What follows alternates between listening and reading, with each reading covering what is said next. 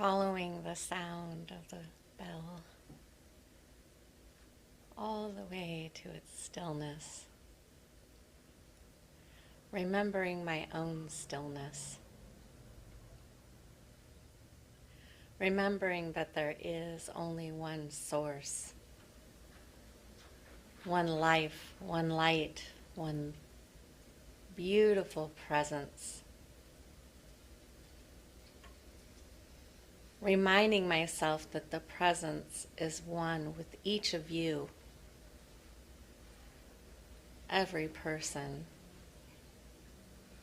every creature, everything in creation. And because this presence is one with everyone and everything, we are one with one another.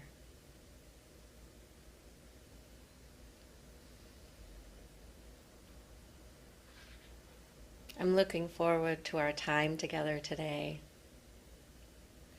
knowing that each one of us hears and knows our next yet to be, inspired by Reverend Diana's lesson, inspired by the music, inspired by the stillness.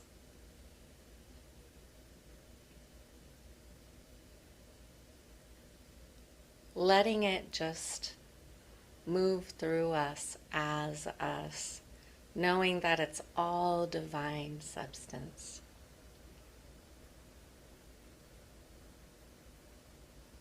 I'm so grateful for this knowing, for each one of you, that we get to be here together today. I simply release, knowing everything flows gracefully and easily, not only today, but as our life and our week unfolds. Together we release, knowing it is already done, and together we say, and so it is. Amen.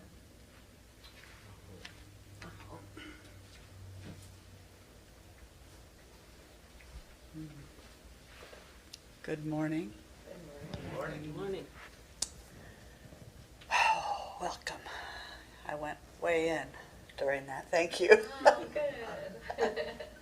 If you're new with us here online this morning, my name is Reverend Diana Johnson. I'm pastor and spiritual director for Mystic Heart. We're an independent interfaith community that teaches universal principles and practical spirituality, following the common threads of truth that run through all of the world's traditions.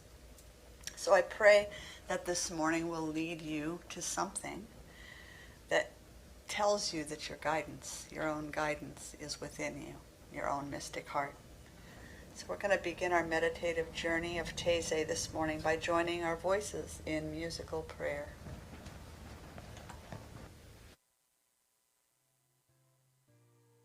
In love, I am dropping down to the truth of who I am. I am dropping down, surrendering in love, surrendering in love, surrendering in love.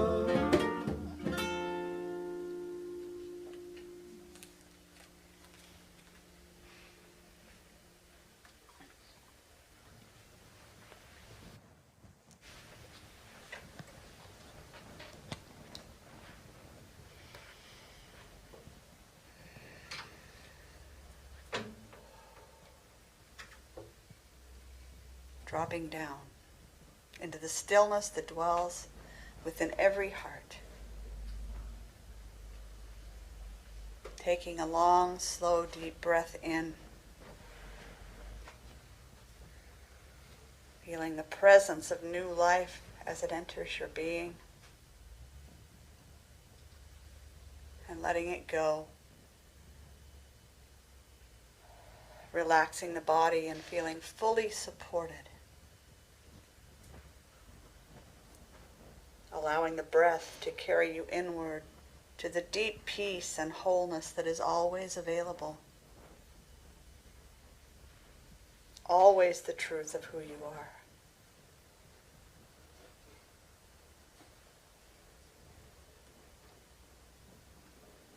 Grounding even more deeply into the silence and sensing an opening of the heart.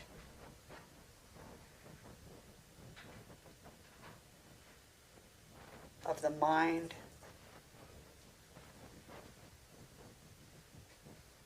Of the spirit within. Preparing the soul for deep and courageous listening. For receiving the gift of this time that we share together. This time to be still and know that we are inextricably connected by a holy presence that surrounds, infuses, and is forever expressing itself as this beautiful planet and everything on it.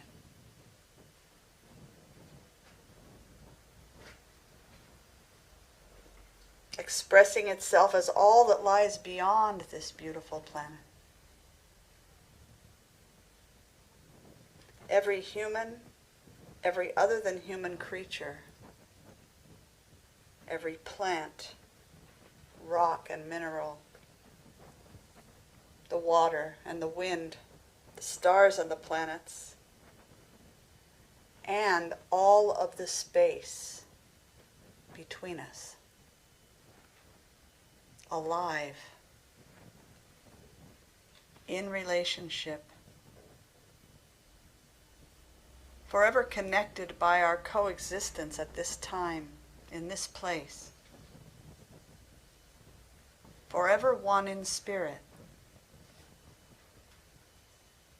As we share time in prayer and meditation, we leave an imprint of peace on the world. The love that we feel and express brings a showering of grace. Take a moment to feel into the atmosphere that we are creating.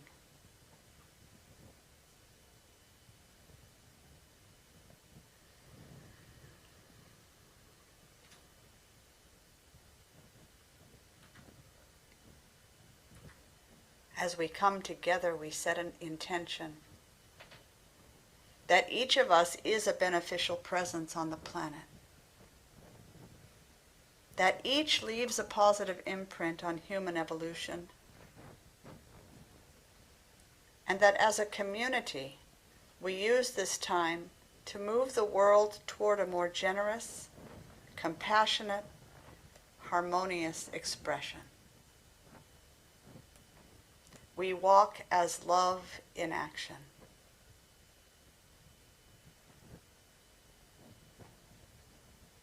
This morning we center our reflections and contemplations on courageous listening. Listening for the soft voice of the soul when what it has to say is difficult to receive.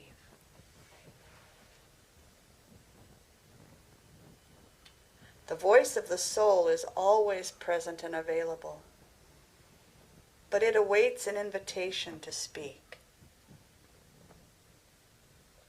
It will not force itself upon you. It requires a degree of stillness, solitude, silence, before it will venture forth. Its nature is softness, gentleness. Its purpose is to guide you to your next life-affirming step, not to send you running the other way.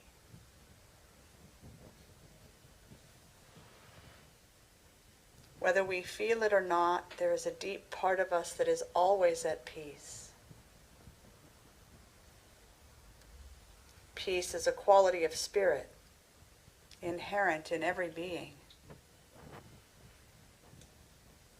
The soft voice of the soul dwells in the still water that lies within us.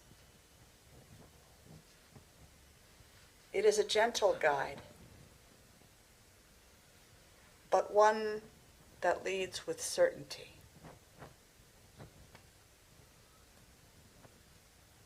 It has no need to be loud, no need to be heard. Its guidance is a gift, and it awaits our readiness to receive. Its pure intention is to lead us to genuine transformation. The soul's soft voice is its self-contained confidence in its deep truth.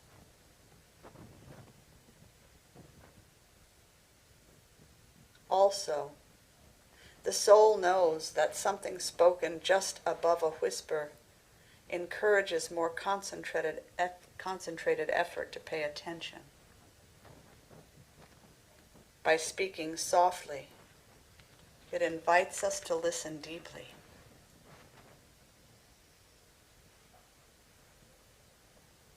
Finally, the soul may speak softly for fear of frightening us with alarming truth. Listening for the soft voice of the soul is a courageous act. There is so much that we would rather not hear. Criticism, tragic news, confirmation of failure, messages that are difficult to receive. But by turning a deaf ear to such communications, we are missing the opportunities for growth that each one brings. Rather than pushing aside the soul's more challenging revelations, we move into the practice of courageous listening. Intentional and deliberate attention to messages that leave us feeling threatened.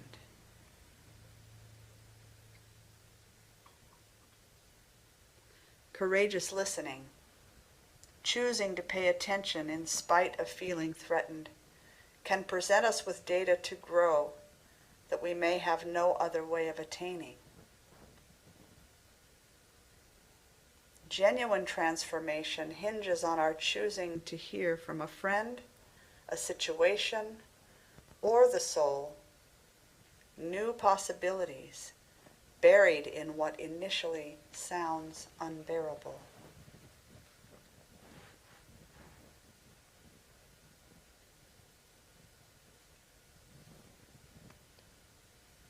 What does it mean to be genuinely transformed?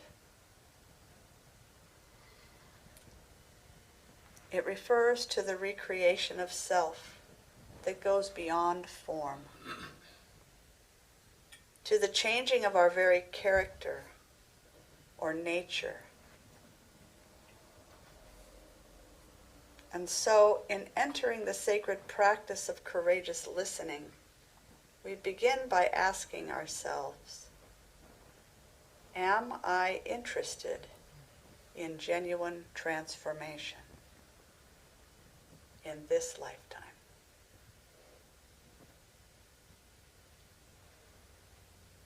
If so, the soft voice of the soul is ready and awaiting your invitation.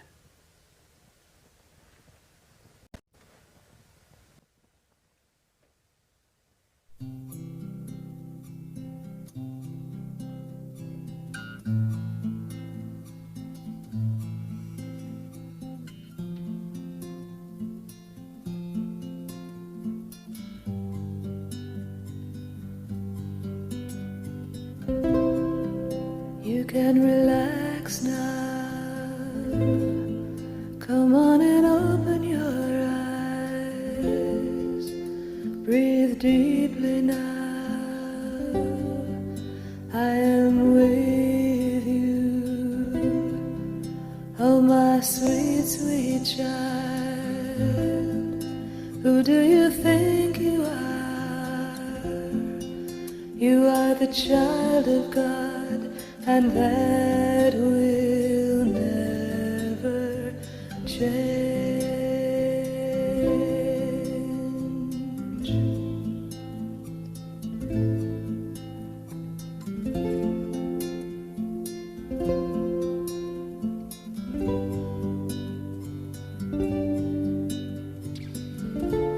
You had a dream, you misunderstood. You thought we were separate, but now you hear my voice and you can relax now. Come on and open your eyes. Breathe deeply now. I am with you. You are the love of my life. You are my one creation. You are eternity, and that will never change.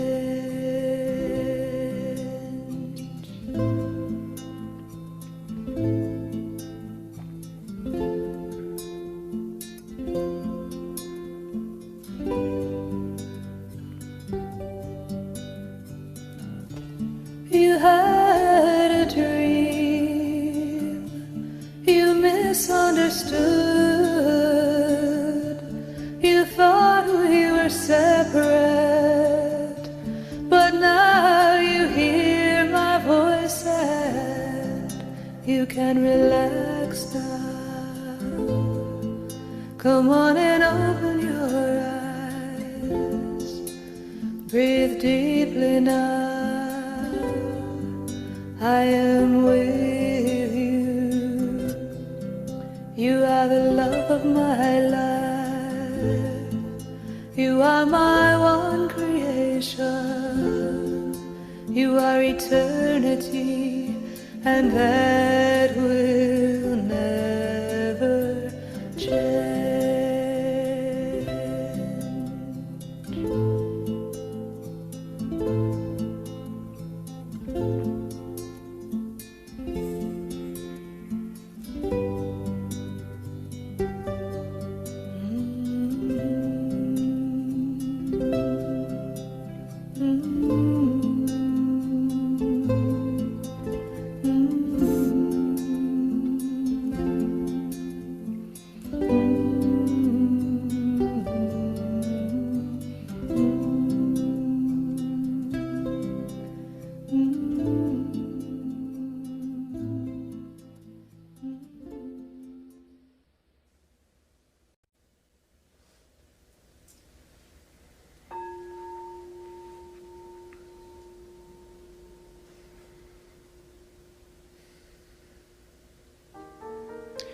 You can relax now.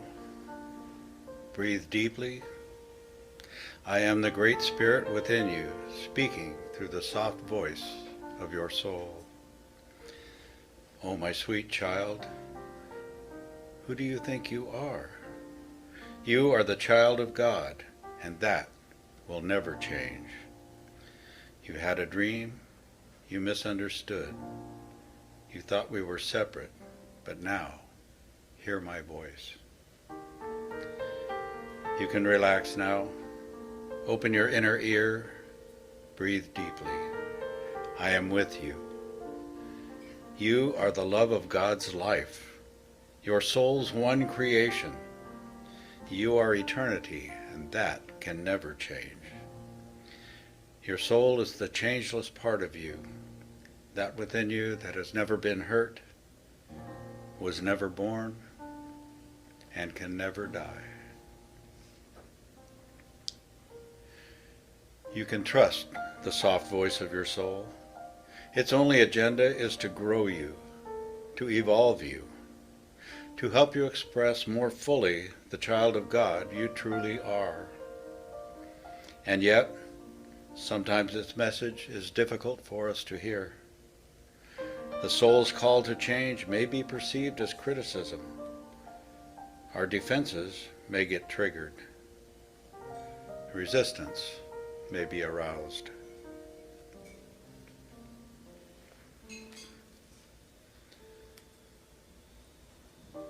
How can we break through our resistance, through our defensiveness, with humble acceptance, acceptance of both our divine perfection and our human flaws?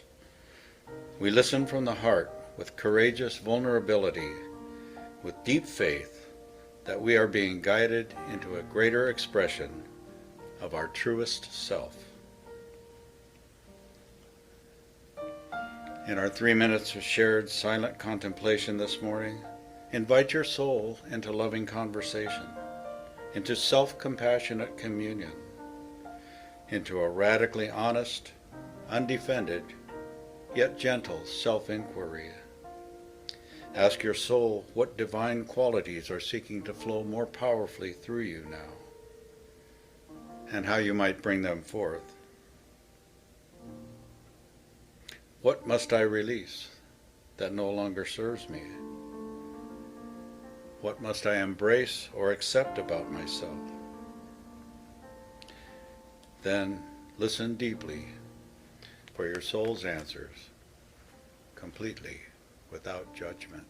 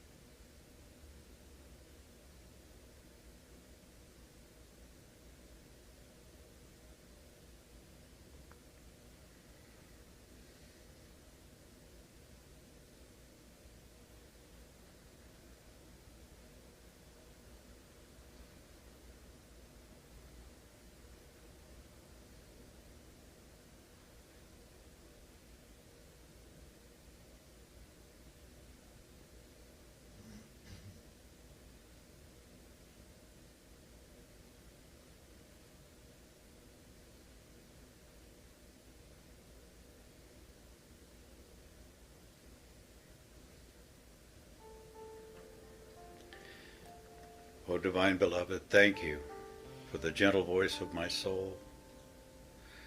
Thank you for giving me the courage to be humble, vulnerable, accepting of both my virtues and my shortcomings. Thank you for my many blessings and for the challenges which make me grow in character and in resilience. In profound gratitude, I accept it all. Courage is not fearlessness. Courage acknowledges our resistance, confronts our fears, and overcomes our defensiveness.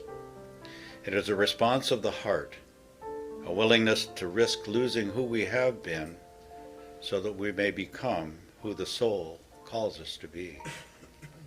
A more loving, compassionate, and wiser version of ourselves. As Reverend Diana continues her Taizé message this morning, we recognize the soft voice of the soul singing along, making sure that we receive what we came here for. We let down our guard, open our hearts, and prepare for courageous listening.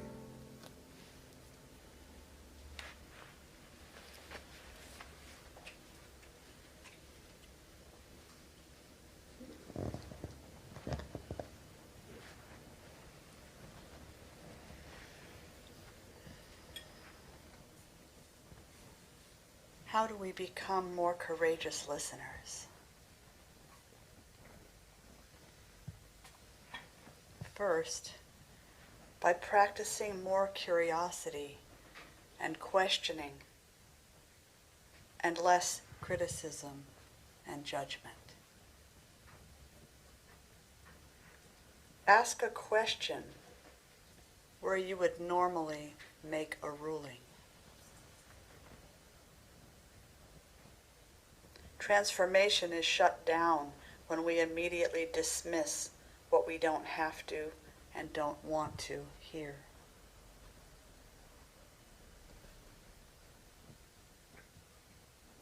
Second, focus on listening with patience. We tend to rush what we would rather be rid of. Allow pauses before responding to others or to the voice of the soul.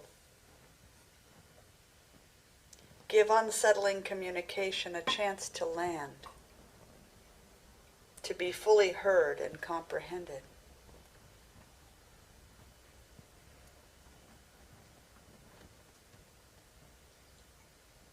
Third, seek first to understand.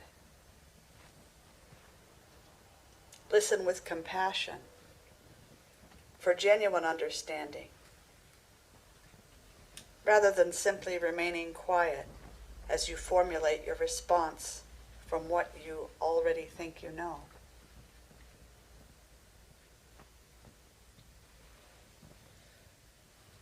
And finally, root your worth or your value in who you are, not in what you hear.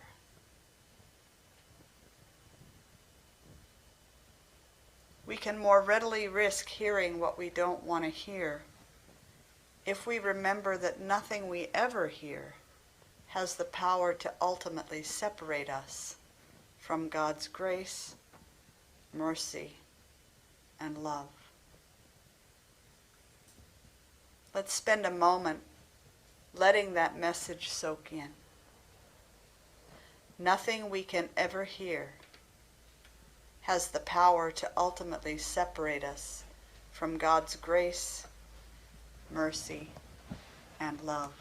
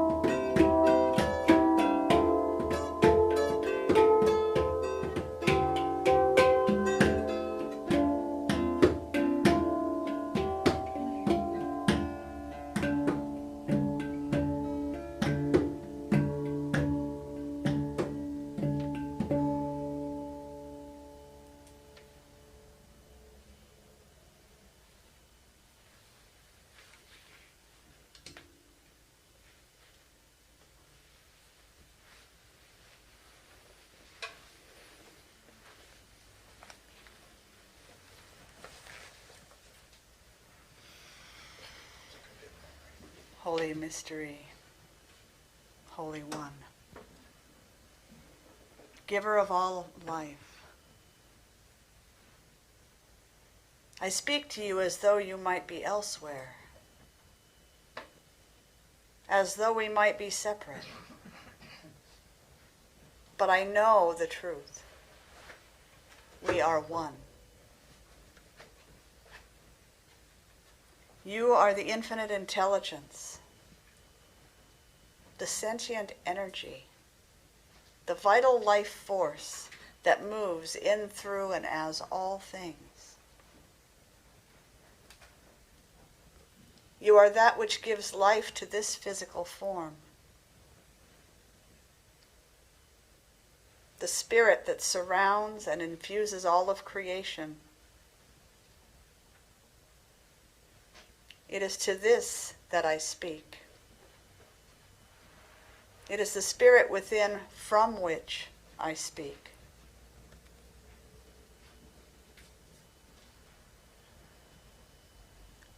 Days ago in my journal, I spoke to you, asking what you would have me know. The words that poured through my pen were meant in that moment for me, but I know that they were meant to move through me to those in my spiritual family.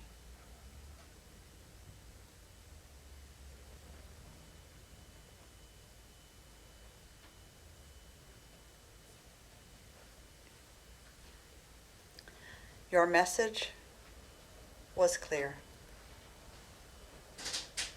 There is a perfect path ahead of you,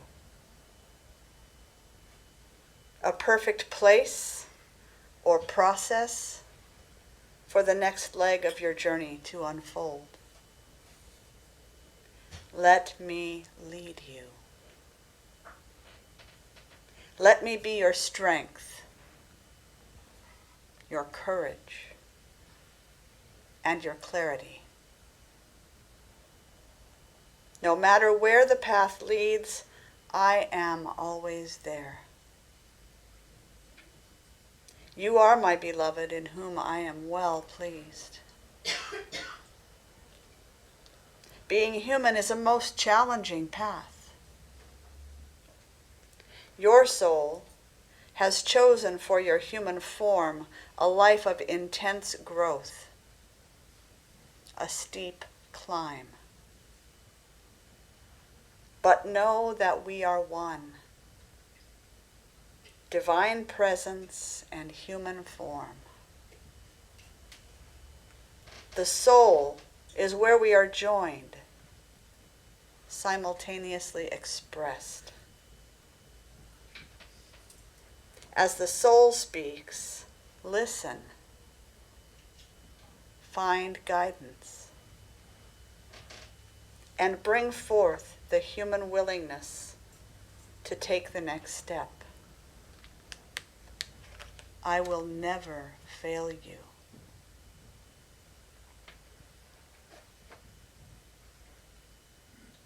Holy One, my human form is sometimes tired, feeling jumbled, like the solid ground beneath my feet is not so solid.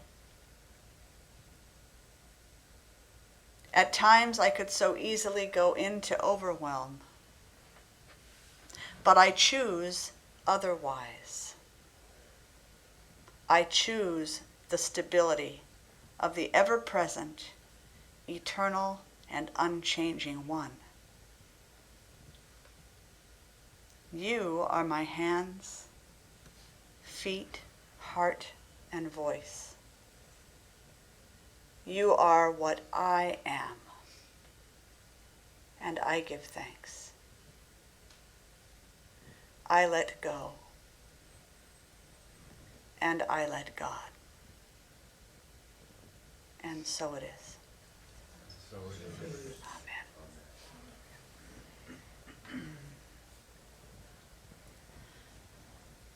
Bringing awareness back into this space.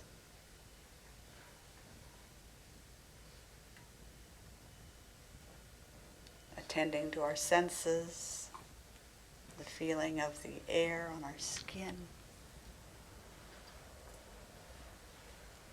When you feel ready, gently opening the eyes, hearts and minds even further. Take a peek at who is here in reflection and celebration with you this morning.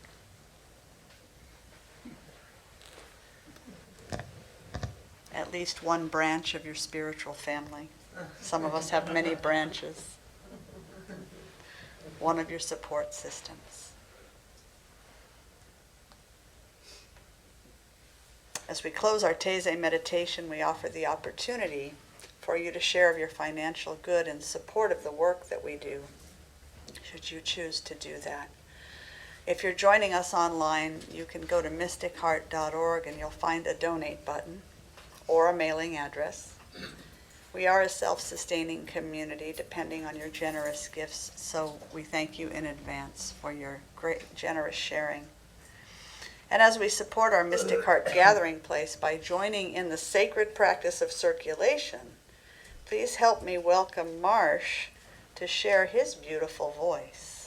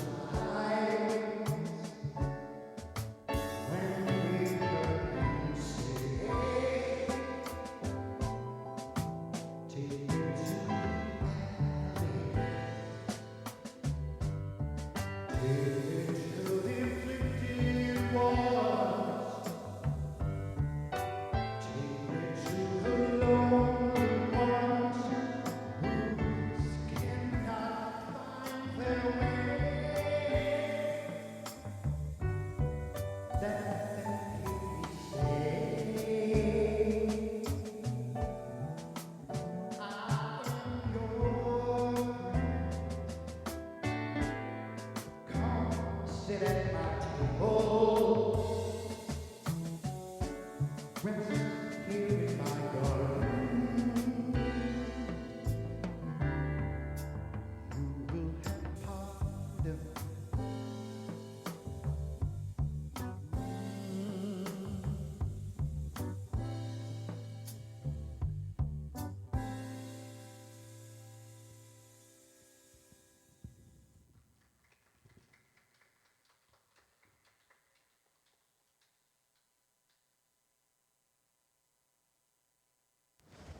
This gentleman said, maybe I'll sing sometime soon. I said, how about Sunday?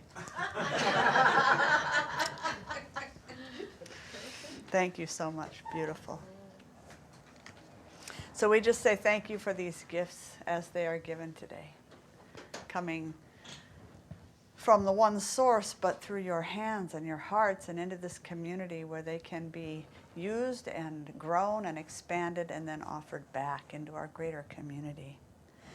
So we thank you so much.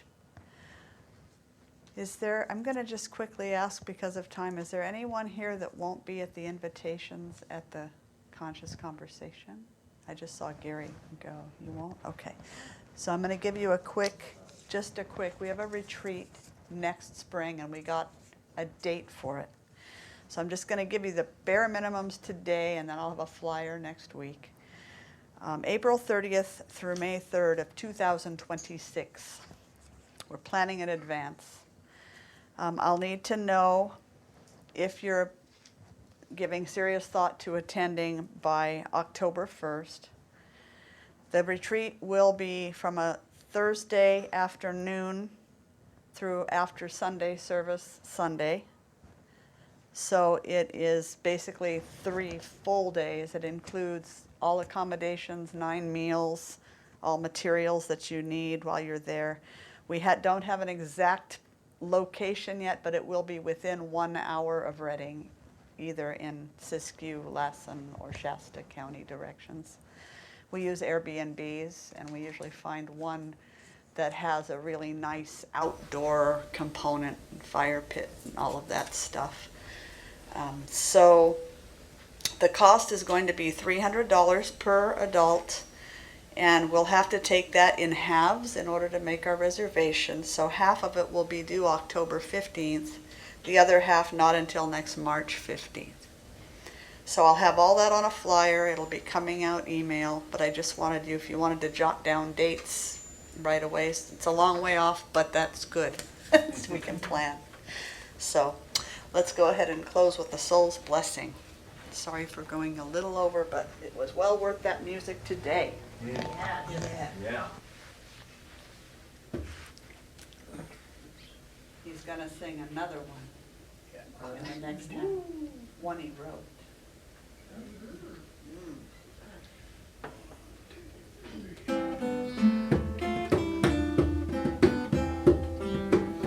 May your soul always find what it's looking for. May your heart always lead the way. May you live in peace and harmony. And may love always fill your day. May your path be strewn with happiness. May success find you everywhere. May you always embrace compassion and grace. And may God always answer your prayer. May you always embrace compassion and grace. And may God always answer your prayer. God bless you. Thank you for joining us this morning.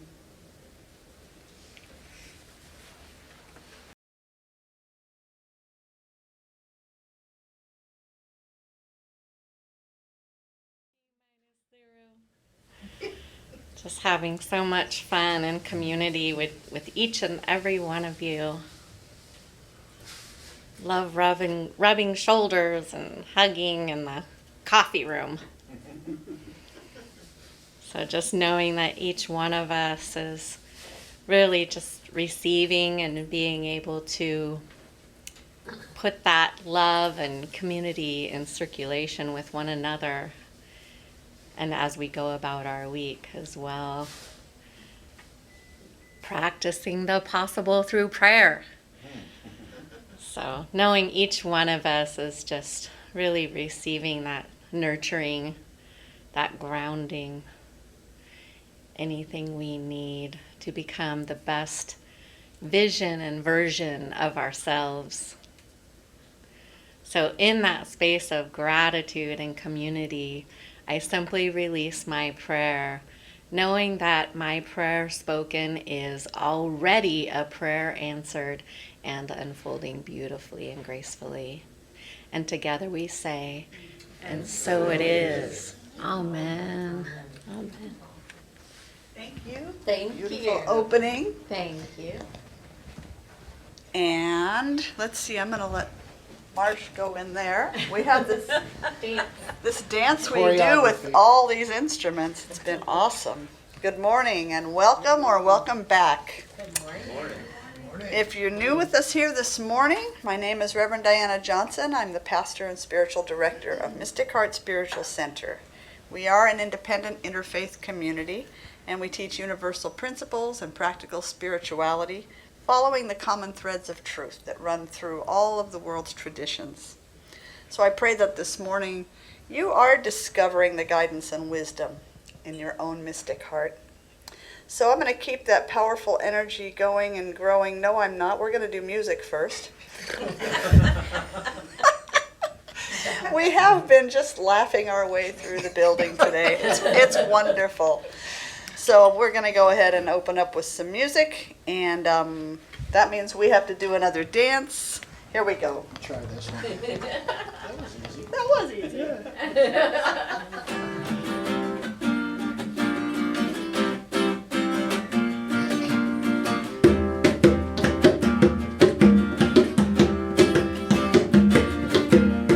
Welcome to the Mystic Heart. Join the celebration. Lift your voice and sing your part. Make this affirmation. Spirit made us family. Loving hearts to share. Together we are joyfully practicing the possible through prayer. Everything's possible through Welcome to the Mystic Heart.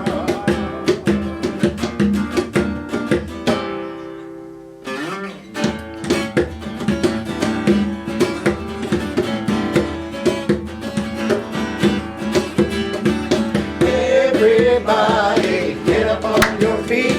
See the light in everybody you meet. Everybody get up on your feet. See the light in everybody you meet. Let us be reminded of who we come to be. We are love, we are one. One big family. Hey, hey, yeah, yeah. Hey, hey, hey, yeah, yeah.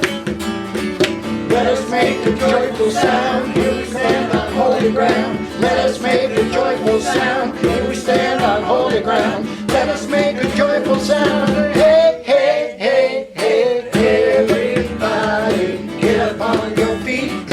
See the light in everybody you meet. Hey, hey, yeah, yeah. Hey, hey, hey, yeah, yeah. Right. How can I serve? That is the question, isn't it? How can I serve today, sweet Spirit? How can I serve today, oh Lord? Speak in ways that I will understand. Where you lead me, I will follow. Where you lead me, I will go. How can I serve today, sweet Spirit? How can I serve today, oh Lord? Speak in ways that I will understand. Where you lead me, I will follow. Where you lead me, I will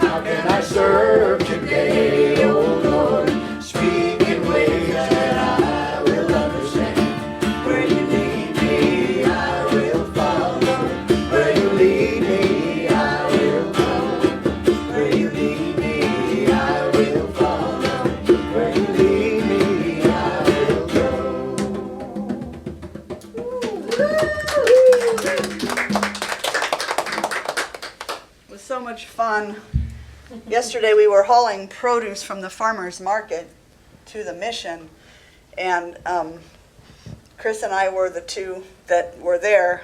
Michael wasn't feeling as well yesterday, and we had the biggest load of food I think we've ever had. It was huge, huge, huge. And I found myself as I'm hauling big old tubs back and forth and just smiling because we love this thing that we've been doing now for 4 years, I think. And I'm singing this song, and I didn't realize it. I'm singing it out loud, and all the farmers are looking at me, and that's when I went, oh, maybe I shouldn't be so loud. How can I serve today? They're like, there's that nutty woman over there. I think that's free advertising. Free advertisement, right? Oh my gosh, so we're going to keep this energy moving here. Please join me in the sacred practice of envisioning a love-soaked world. We're going to enjoy entering the imaginal realm together, that space of infinite potential where spirit and matter are working together to bring our ideals and our dreams to fruition, turning all things to good. So we find ourselves in a world where all humans are living from their deepest wisdom and generosity, their most loving nature, thoughtful always of the impact that their thoughts and words and actions have on one another and on the community and on the planet. This is a world without greed, where there's absolute abundance in simply having enough, where all needs are met gracefully and easily, where nutritious food and clean water and pure air are available no matter where you live, no matter the color of your skin, no matter what family you were born into. Where warm and comfortable and affordable housing is a given.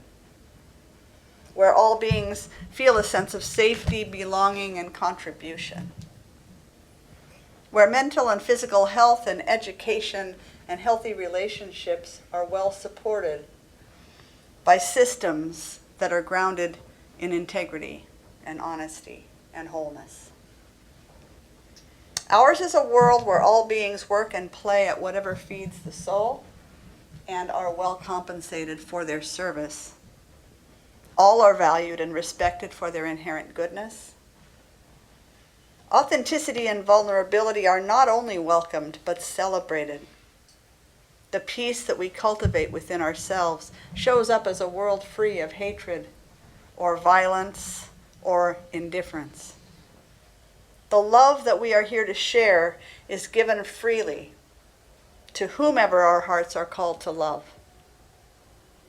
We have moved beyond all lines of separation, and we live as one human family caring for one beautiful planet with the reverence that she deserves. Amen. Amen. By the power of our collective intention, imagining, and inspired action, we've undergone an amazing transformation. We're living in a world that works for all beings, in all places. Giving no power to appearances, we live according to our highest aspirations. We refuse to lower our vision, no matter what the world may show us. We are at peace with our families, our friends, our neighbors, our communities, and with other nations. This community stands as an open and welcoming place for all who seek support, belonging, and a sense of family.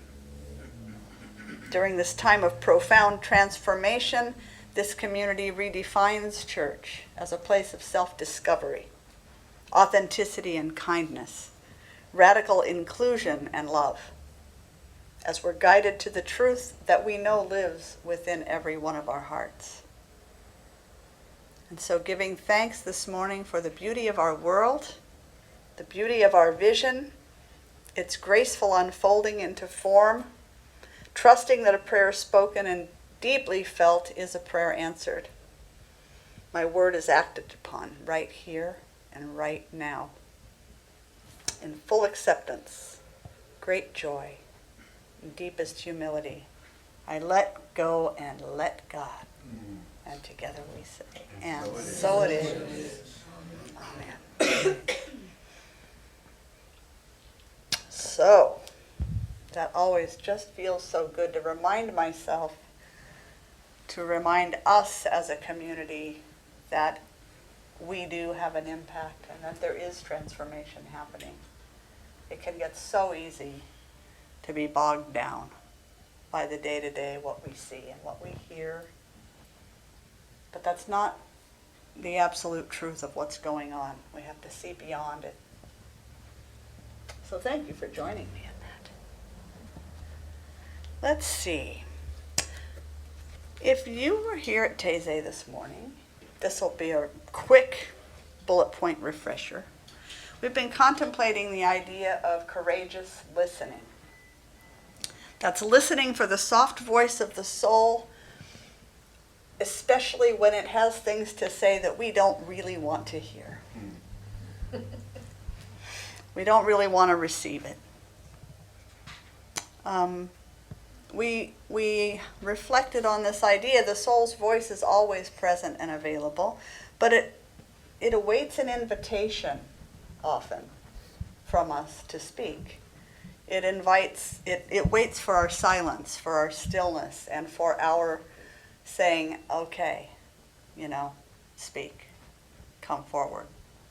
You can call it soul, you can call it still small voice, you can call it frank, doesn't matter. But if your intention is that it's your highest voice, the wisdom of the divine speaking, that's the intention is what's important.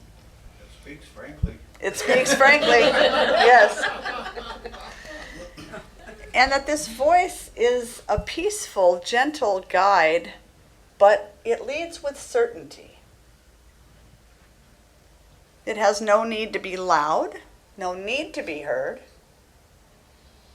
It is a gift. Its guidance is a gift, and it waits for our readiness to receive the gift. Its pure intention is to lead us to genuine transformation, growth. It knows that something spoken just above a whisper is likely to pull us in, to pay greater attention to what it has to say. And we talked about listening for that soft voice as a courageous act. Again, especially when it's repeating things that we don't want to hear. So the things that we might not like to hear, criticism, that might actually be, because this is true if you're listening to others as well. You don't want to hear something, it's, tend to back away. So you're listening and hearing maybe criticism, or you're hearing tragic news, confirmation of failure. These things would be from the outside. From the inside, more like know the direction. Bless you. Bless you. The direction that you really need to be taking for your highest good is not the direction you're currently moving, but it's this one. Sometimes those are hard to hear. But when we turn a deaf ear to those communications, we're missing out on an opportunity to experience the growth that comes on the backside of those things. Each one brings us an opportunity for growth. We talked about genuine transformation as the recreation of the self that goes beyond form to the very changing of our nature or our character or even our essence. It's an embodiment of a sort. We asked ourselves a question, am I interested in genuine transformation in this lifetime? Because that question must come first. We may think that that's what we want, but sitting with that question is an important step. Because when we invite Spirit to help us transform, You know, add grace and ease to the request is all I got to say. So take a moment to ask yourself that question. Am I interested in genuine transformation in this lifetime?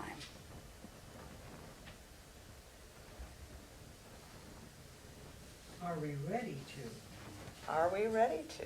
Right? And only you know that. Exactly.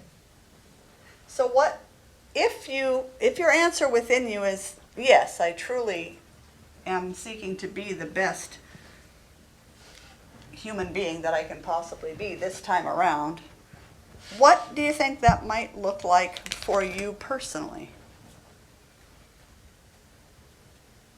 And another direction you could take this is, if you don't think you are, is that okay with you? Let's see where this takes us today. Yes, Kat. I want to say that it's the thing I'm interested in, because that really feels true. Because when I am living from this felt sense of alignment with the holy that I've spoken of here before, that's the most fulfilling way to be. And so what that looks like moment to moment is noticing whether I feel in that alignment, and if I'm not, is there something I'm resisting knowing? Okay. I've been having to challenge myself recently around anger.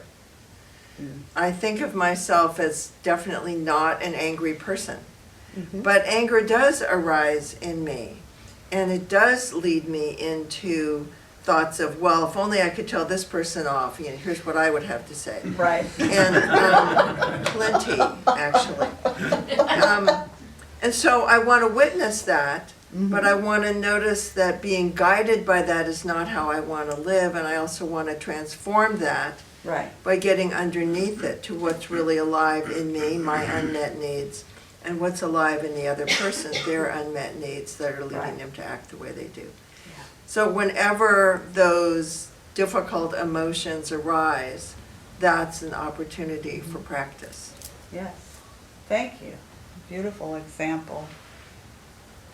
Chris. And that, building on that, that makes me think about whose responsibility is it to meet the unmet needs? That is a good question. Whose do you think? Well, I personally have learned it's me. Okay. That's very good. But I think that's one of the Yeah. questions that some of us need Right. to address. Because if you would just That's right. do this other thing, Then I don't have to change. then my need would be And met. my needs are met. Right. Yeah. And it can certainly feel that way. Right? Yeah. Anyone else? What that might look like for you personally? In the first service, what came up for me in meditation is being the learner and the teacher. Right. And I typically, as you know, put myself in the role of the learner. And when I think of the teacher, I go, oh, but I have more to learn. And sure I do. Always. Yes. Always. Who doesn't? Yeah. But I tend to go, oh, I'm this, I'm the learner. Right. You know? And so, yeah, it came really clear in a very just simple, being the learner and the teacher. Right. And I'm like, Nice. okay. Yeah. Okay.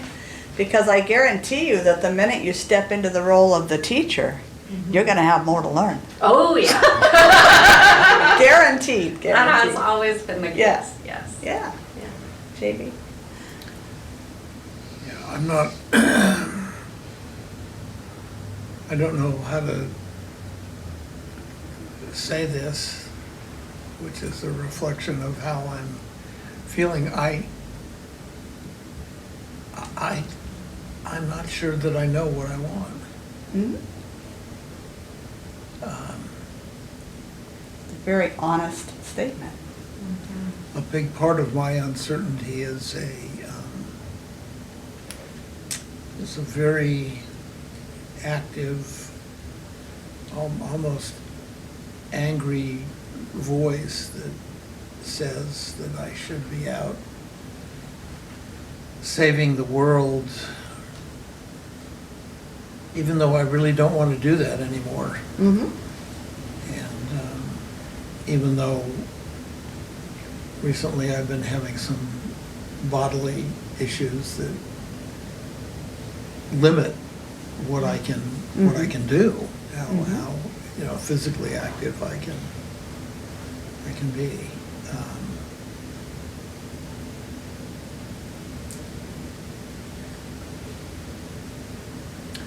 I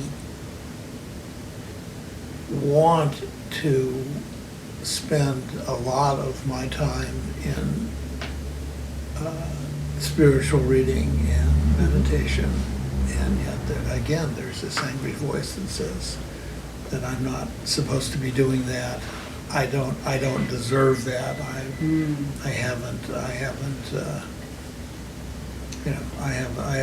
saved the world enough. That's an important realization to have, that is going on within you. And I think going back to spiritual truths can be helpful in that we are all deserving of whatever highest good our souls are calling us to. And if that means study and practice for you at this time in your life, that's your soul moving you to what you need at this time. Number two, the world doesn't need you to save it. Doesn't need me to save it. It doesn't need any of us to save it. It is unfolding for the good, because I believe that's how evolution works. That's how God works. Always being turned to good. And so whether it's turned to good because of a specific action that you do, or whether you go into your practice and your study allowing a space for someone else to step in, good is unfolding. And so it's not necessarily any of our jobs to be that active presence in all places at all times. And in your life, I'm sure you've done a bunch of that. And now your soul's calling you to the quiet, the study, the meditation, the prayer. So for me, it sounds like gratitude for that soul's willingness to speak to you, and gratitude for the message, and the giving back to the soul is in stepping into, yes, that's what's mine to do right now. Thank you. Powerful. Thank you. Chris? I was listening to that internal struggle, and I too have both desires, the internal study and the external work. And realizing that for some of us, it's absolutely enough to do the spiritual practice. As you said, it leaves space for somebody else to step in. And we have to figure out sometimes in ourselves, why do we think we have to do that, all of that? Right. And so, yeah, I think the response was a very good response for all of us. How much is enough? Where do I need to be? And why am I doing it? Yeah. And is this where I'm finding my value? And is that where I want to be finding my value?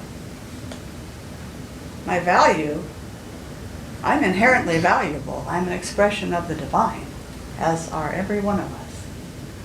And so if it takes my having a particular set of actions to feel valuable or valued, that's another thing within our humanness to look at. Because that feels more like my ego jumping out there than it does anything to do with, spiritual completion. To me, that's what it feels like. Cheryl and then Cherie. This is personal for me and my ego gets in the way. My niece went online on Facebook, blah, blah, blah, about Charlie Kirk. Then she said she's accepted Jesus Christ as her personal savior. So we'll go with that. And she said, I don't understand this, what, blah, blah, on and on, and started to blame Democrats. But anyway, I said, honey, listen to yourself. Jesus gave us rules, a set of things. He said for you to love everyone. Yeah. Not just certain people. Everyone is important. Right. We are all one Yeah. with Jesus, whatever you want to call it. And I don't believe in murder. I didn't think that man should have been murdered. No, that's not okay. And I left it at that, and she hasn't responded. But I had to let her know, we're supposed to love everyone. Right. It doesn't matter. I didn't want that man murdered. I mean, I didn't like his ideas, but no, Right. that's not what we're about. Yeah. We're here to love.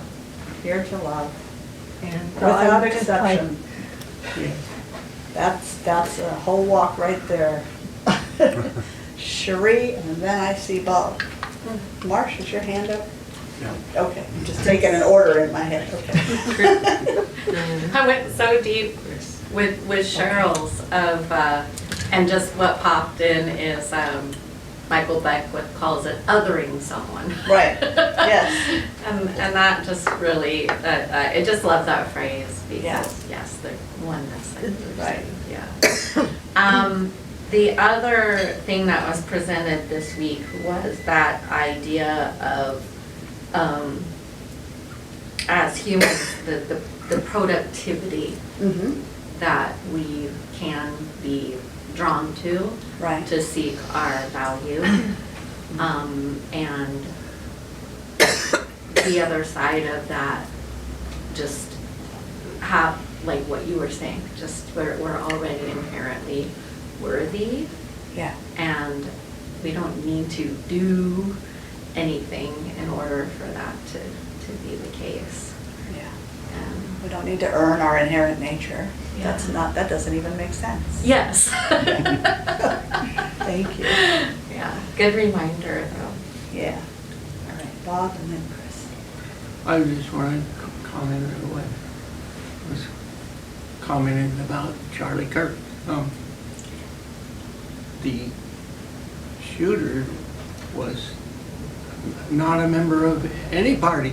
In fact, the election board contacted him twice over the years saying, oh, we're gonna have to take you off the rolls because you haven't filled out the paperwork. He hadn't voted for the last 2 elections.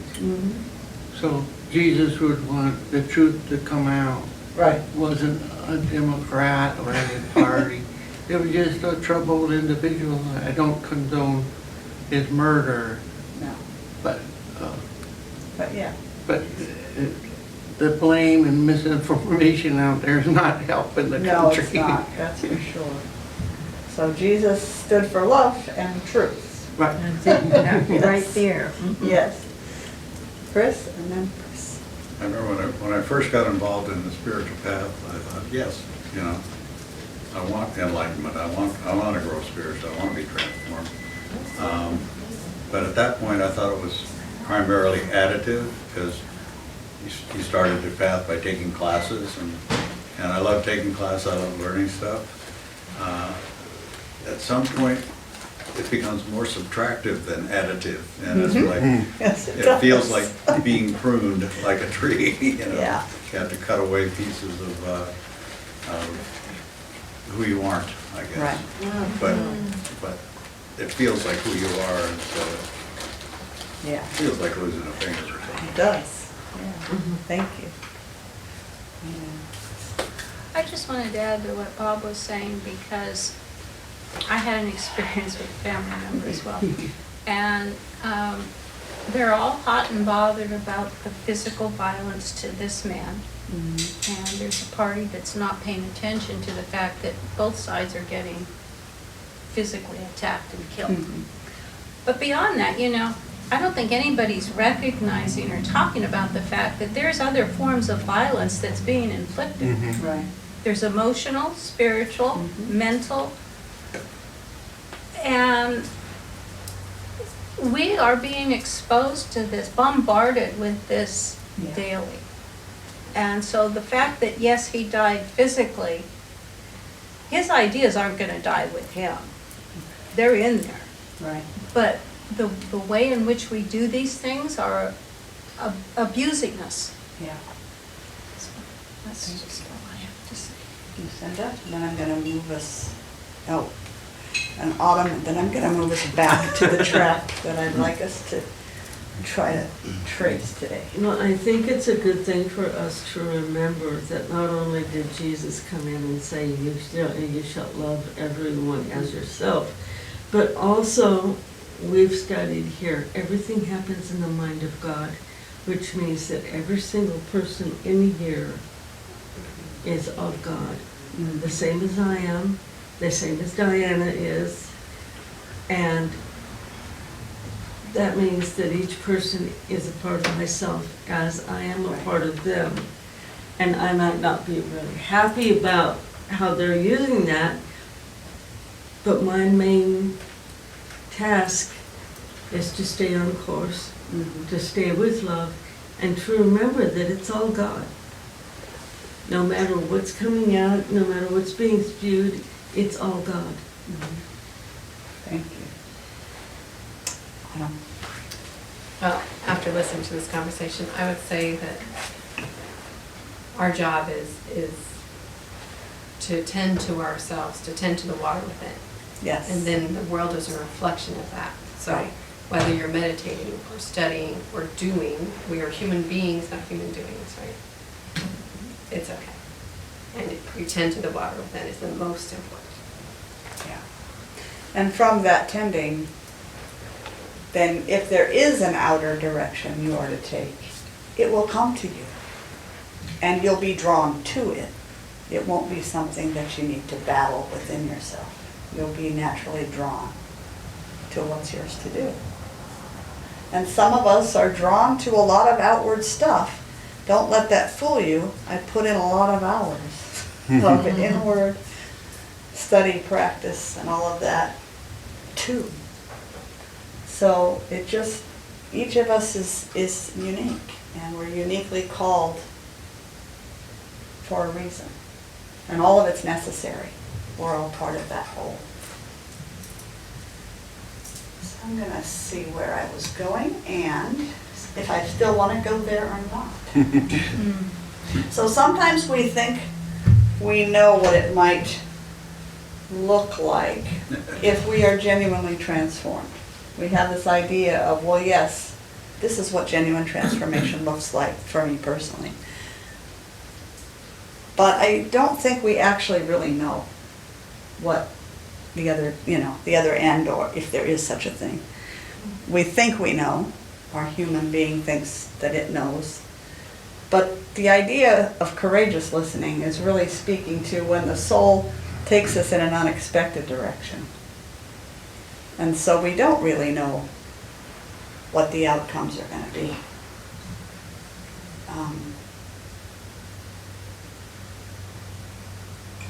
We said that genuine transformation, trans meaning beyond form, formation, form, physical, really talks about our deeper levels than just our body or even our mental, emotional, psychological states. Those are all part of our physical makeup. It's really talking about a change in our very essence. It's an embodiment that takes on a completely new way of being without having to think about it. We no longer have to try to move this way in the world, we just automatically do. That's a genuine transformation. So when we're asking ourselves, is this what I really want? That's a big question. Does that kind of transformation mean simply aligning with the goodness that we already are?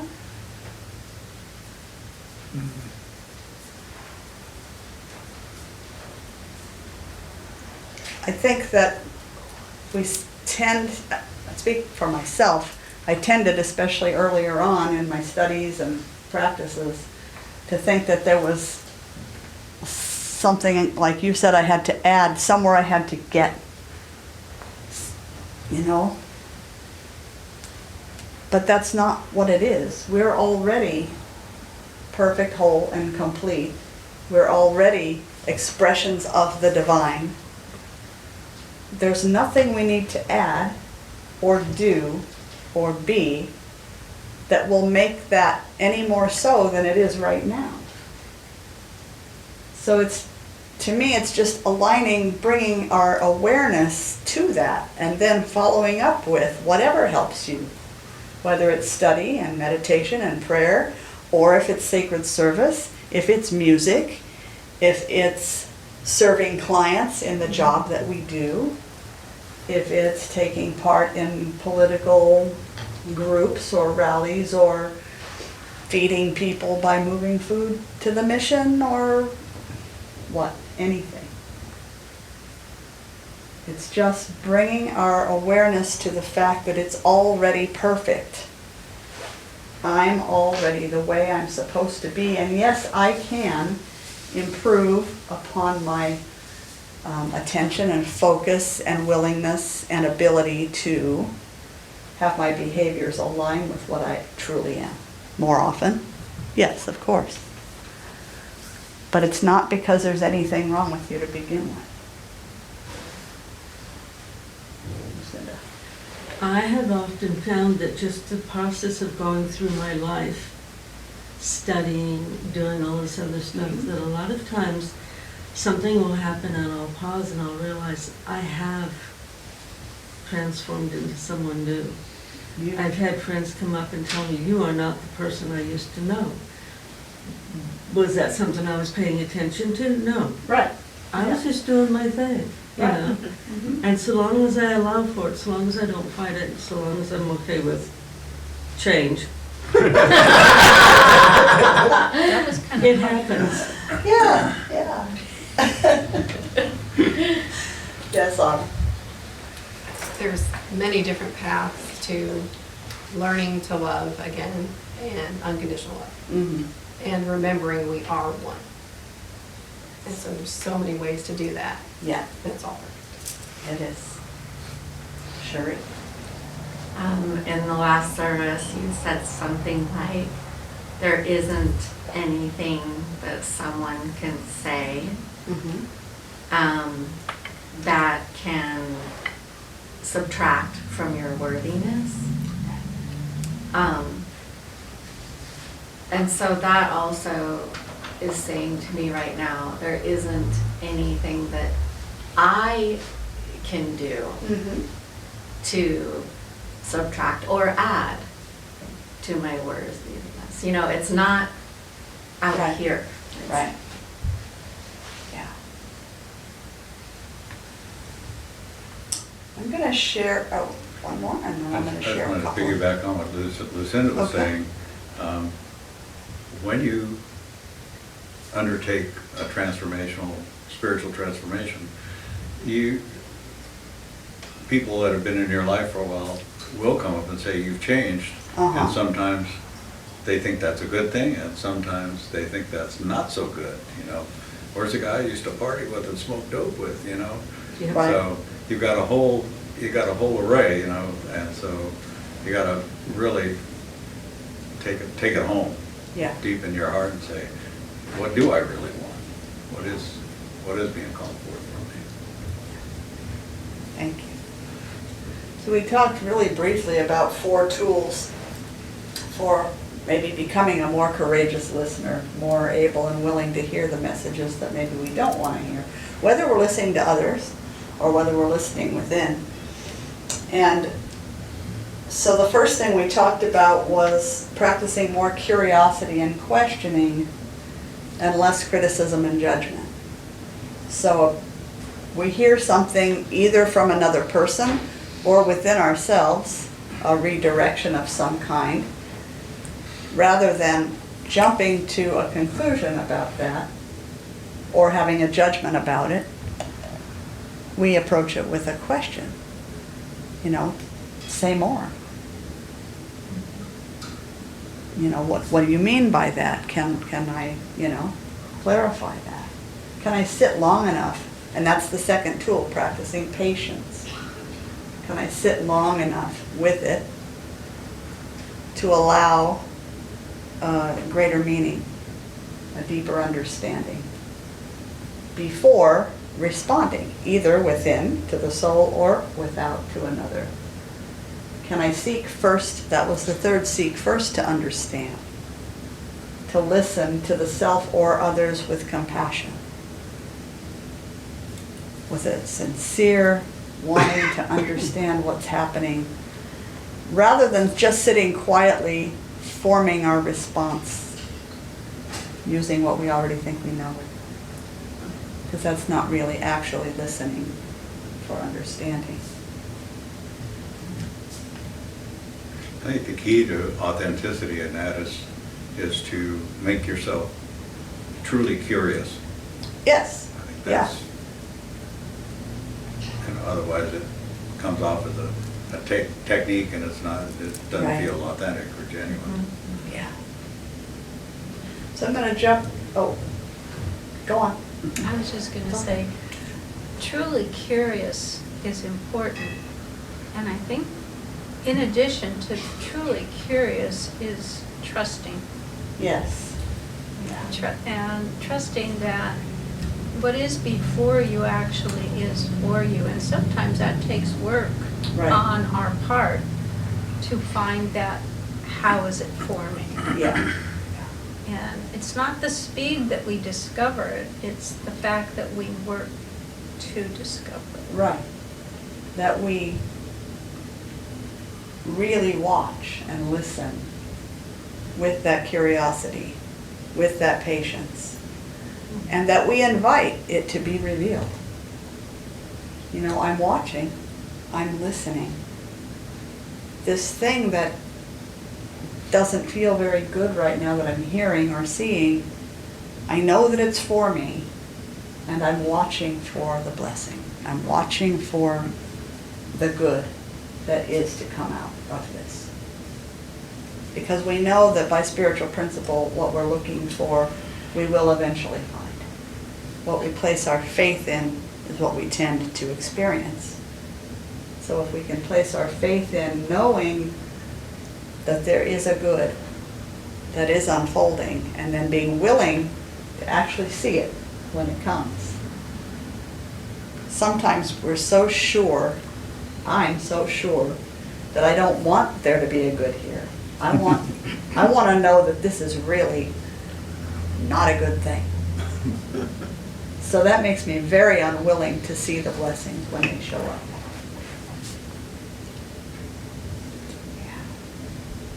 So, why are we so afraid sometimes of what the soul has to say, what it has to offer us? Because if we have any resistance at all around, am I really interested in genuine transformation in this lifetime? And if you feel any resistance come up, you know, what's that about? Why are we afraid of that? I was pointing at her. Yes. Well, for me, sometimes it's just that part of me that I'm still working on that says I'm not worthy. Okay, more worthiness issues. I really don't have the power to do that, Right. you know. Mhm. So sometimes it is truly feeling like you're not worthy of something. I would say that resistance comes from fear of loss Mm-hmm. and a fear that our underlying needs won't be met, Okay. and that we have to stay rigidly on a certain path in order for Right. them to be met. So I want to open to something deeper that trusts that my needs will be met Mm-hmm. and that I'll be guided in the direction of my true needs. And in opening to others, I want to drop down into our common humanity. And always remember that people are seeking to meet the same universal needs that I have, no matter what they're doing, and that I can connect with them on that level. Whether or not they can connect with me, I can connect with them. Nice. Thank you. So that helps me to move out of resistance into openness. What am I being shown? Right. What's the opportunity here for me? Yeah. Good questions to ask for sure. Yeah. And I see your hand, I'm just gonna interject one quick thing. You mentioned afraid of loss. And aside from what you said, just planting a seed of, for the next go-round here, what else are we afraid of losing? I'm gonna just plant that so I don't lose it myself. Like over here, and then we can swing back around. Things I was gonna say, fear takes many forms, it has Yes. many faces. It does. And I think our big challenge is, can we discern what are true needs versus wants? Right, uh-huh. Yeah, Yes. wants, preferences. Yeah, and Yeah. I think that is hard for all of us to discern sometimes. Can be, yeah. So that's all I wanted to say. Thank you. So what else are we afraid of losing other than my needs might not be met? For me, there's a big thing that comes up. Fear of losing something. Think of what that might be, Chris? I might not know who I am anymore. I might not know who I am anymore. That's a big one. Will I recognize myself? And Will how I- attached am I to my Right. self that I know now? Right. Do I have what will be required of me, within me, to step fully into that? Will I really want to? Because I gotta tell you, there are some mornings I wake up and I don't really want to. It passes quickly because a calling is like that. You have ups and downs like every other human being on the planet. But for me, the fear is, what if I step into something bigger? What's it gonna require of me?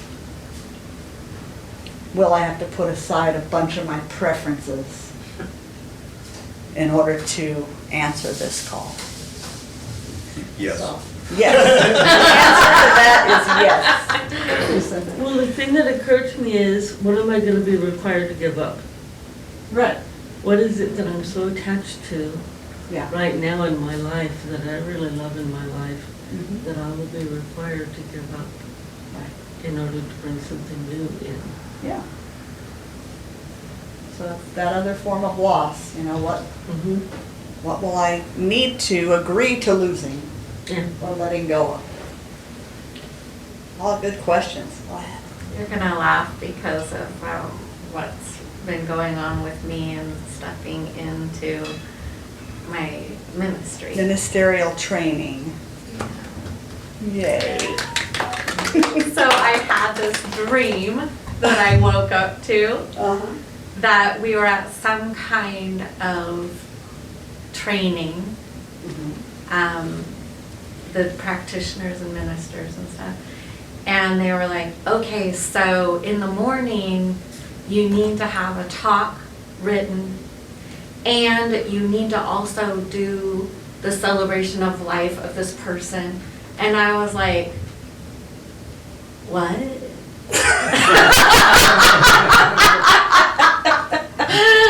And then I was kind of already like, well, I'm glad I brought my computer. And like, you know, but it was so funny when I woke up, I'm like, oh my gosh. Self-doubt, it's coming in. That's funny. I'm gonna take just a half a minute to share a really brief story about during my training, because this reminds me so much of it. Oh, yeah. I was in a class, Minister as Speaker. We had to take a couple of those classes. And we would come in and literally it's a 2-day kind of seminar, condensed kind of a class. Had no speaking experience in this realm at all. Well, I had a little, thank goodness, on the side, but I'd come into this class and we would be told, you know, you have 1 hour to have ready a 25-minute message. And you're going to draw a topic out of a hat, and that will be your topic. So, okay, go, you do the thing. You draw the topic, you go, okay, 1 hour. Go about your business, do your thing, and then we're going to all present to one another. Okay. So, who's going to go first? And I'm like, let me get it over with. Yeah. I always want to be the one to go first so I can relax and enjoy everybody else's, right? Okay, I'll go first. So the hour goes by, I get all my notes, I'm all ready. Oh, and we had to there was tech, we had to use PowerPoint slides in some way. So I get the thing and I'm like, okay, I'm gonna go first. I'm up on the stage. So I'm on the stage and she says, oh, excuse me, just a moment. We had a real technology issue today, and you're going to have 10 minutes less to present your message. Go. Oh my gosh. And I did it, and actually she said, I was looking for signs of nerves and upset, and that's not fair, and all of those things that come up. But she said, I didn't see one trace of it. So, good on you kind of a thing. But yeah, the kind of stressors that can come up, when you're doing something new and you're uncertain of yourself. But it was a good experience because I walked away knowing that whatever happens, it's gonna be okay, But that was a really fun experience. So what else? Is there anything else that, wants to be shared today? So now I have to share a story. Yes. That I almost always speak extemporaneously and from notes. The few times that I've tried to write it out, it never feels as good. One time I had some notes from a previous talk. I thought this will be good. I was up in the mountains somewhere. I get up in the morning, I look at my notes. It just does not feel like fresh. Right. So I got up in front of them and I said, you and I have something in common. Neither of us has any idea what I'm going to say. And then I just started. Uh-huh. Yeah. And at the end, people said, that's one of the best sermons we've ever heard. Right. And it just came from what was alive in that moment. Right. And I really trust that we can open to that and the Spirit pours through, whether you're doing a service, whether you're doing a celebration of life, Spirit pours through when you open to it. Yeah. I just wanted to share that. Yeah, it's true. That's what I love about this conversational format, because if you could see what's in here and what actually goes up there, some of it's similar. I mean, some of the guiding questions we used, and then we veered off and I jumped past a whole bunch of stuff and we went with what was happening. And when you have a regular presentation of a service where it's one directional, that can't really, it can still happen that Spirit changes your direction, but to have it be so alive for the whole room and let all of that feed in, for me, is really dynamic, and I really enjoy it, so I hope you do too. Well, I'm going to wrap up with a prayer. How's that? Because we have another beautiful song from Marsh during our offertory today, and this is a song that he wrote, so I don't want to take away from that time. So I'm going to once again share a powerful prayer that came through me on Friday at our practitioner team gathering. And in that moment, it was a coming through. But I got the sense that it wasn't just for me, that it was for all of us. So I'm going to share that with you. So we ground ourselves for a moment, take a couple of deep breaths.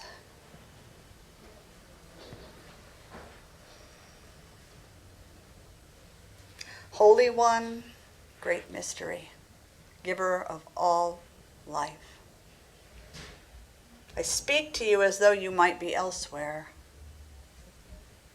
as though we might be separate, but I know the truth, that we are one. You are the infinite intelligence, the sentient energy, the vital life force that moves in, through, and as all of creation. You are that which gives life to this physical form. It is to the spirit that surrounds and infuses all that is to which I speak. It is the spirit within from which I speak. In my journal, I spoke to you, asking what you would have me know at this time. The words that poured through my pen were meant in that moment for me, but it was clear that they were meant for those in my spiritual family as well. The message was clear. There is a perfect path ahead of you. A perfect place or process for the next leg of your journey to unfold. Let me lead you. Let me be your strength, your courage, and your clarity. No matter where the path leads, I am always there. You are my beloved, in whom I am well pleased. Being human is a most challenging path. Your soul is chosen for your human life intense growth. Your soul has chosen a steep climb. But know that we are one, divine presence and human form. The soul is where we are joined, simultaneously expressed. As the soul speaks, listen. Find guidance. And bring forth the human willingness to take the next step. I will never fail you.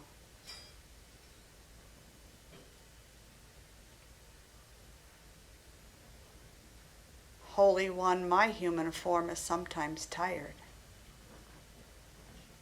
feeling jumbled, like the solid ground beneath my feet is not so solid. At times I could so easily go into overwhelm, but I choose otherwise. I choose the stability of the ever-present, eternal, and unchanging One. You are my hands, my feet, my heart, and my voice. You are what I am, and I give thanks. I let go and let God, and so it is. And so it is.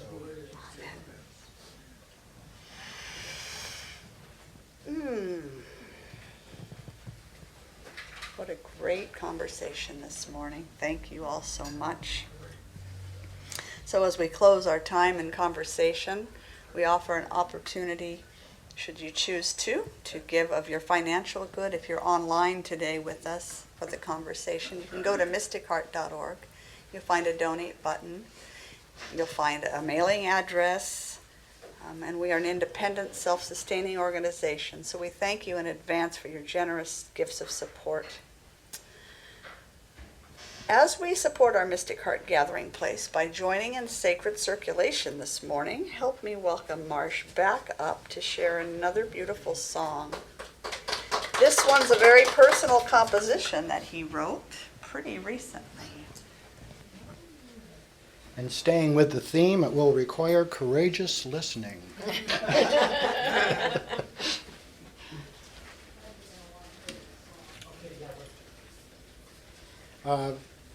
There might be one or two of you in here that don't know what I'm going through, so you're about to.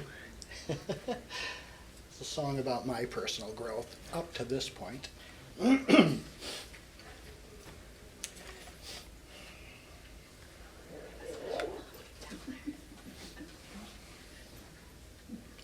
And of all the names for the divine, I do like Frank. That was a good one.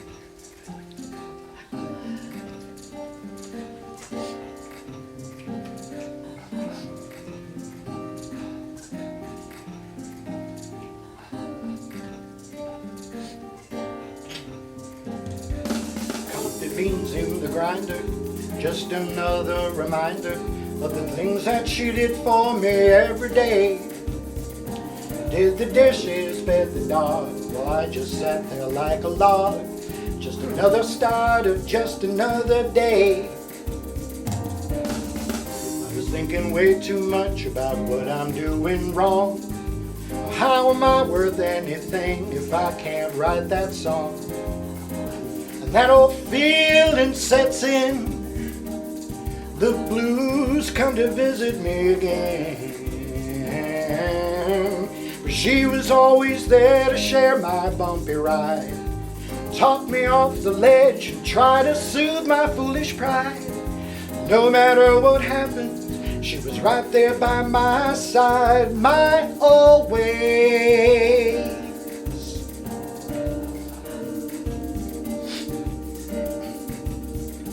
Yeah, but always and forever ain't exactly the same thing. Don't recognize my hand without a wedding ring. Didn't recognize my life and I had no clue where to start to find the pieces of my broken heart. The whole situation so absurd to me. Never even once did it occur to me that we were getting in each other's way. Until the day the dam blew apart with the ocean of resentment that was in her heart. And that's when my new life got underway. Nowhere to turn, I asked for godly expertise. It wasn't hard, I was already on my knees. No temporary love, instead I'd like one please, for always.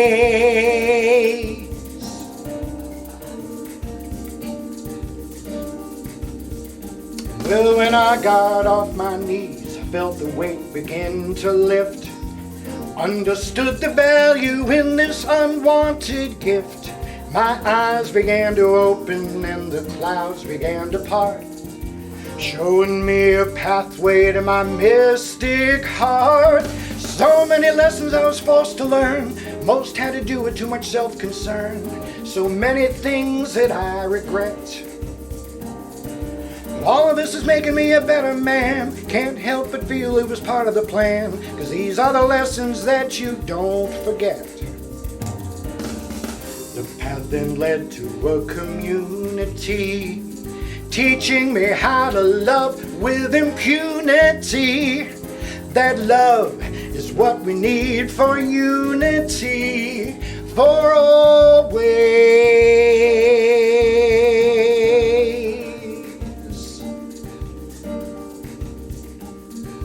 Always.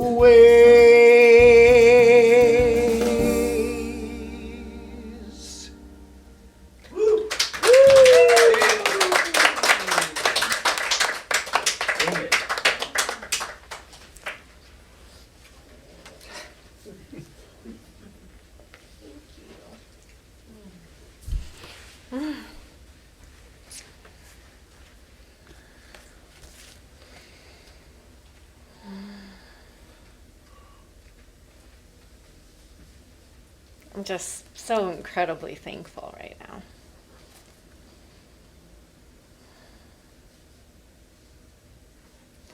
I opened earlier with that we get to be here, and I'm just so grateful for that. Getting to be in community and getting to witness growth of ourselves and our friends. So meaningful and purposeful. So I'm so grateful for all of your gifts, all of your talent, whatever that looks like. Your willingness to bring it into full bloom. So grateful for these gifts that I am receiving right now in this basket, knowing that they come in and they are stewarded by our fellow community members and taken care of and put to wonderful use in the world. So I simply release, knowing it is all good. And together we say, and so it is. Amen. And our team prays every day. Closing song, Love Be With You. Okay, let's dance. Need my coffee up here. Now, here we go. Smells so good. Let's get to it.